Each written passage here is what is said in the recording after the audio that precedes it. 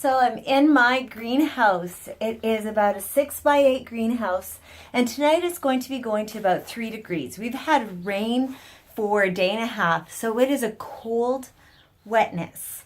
When you have cold damp or you have cold wind, that's what's really damaging to our plants.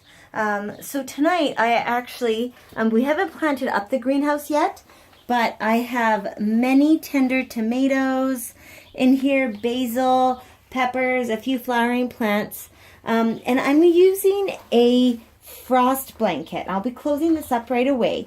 I just wanted to show you what was inside. Just utilizing some bamboo stakes that I have to support the frost blanket, then it's not pushing on the tomatoes or the peppers. It supports the frost blanket, and I'll close it up. So even though we're in the greenhouse and it's been trapping heat all day, there's not a lot of vegetation in here yet, so it's not holding the heat as much. My thermal massing isn't complete yet, so there's not a lot of that thermal mass to hold the heat and release it through the night.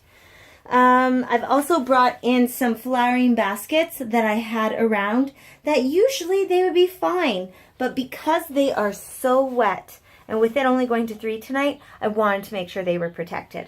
The only other thing I'm going to do other than the shade blanket around, or pardon me, the frost blanket, I'm going to get some jugs of hot water and put them, a couple in the frost blanket enclosures and a couple around the annuals, and that will be my thermal mass, and it will release that heat over the evening, which should stay trapped in my greenhouse.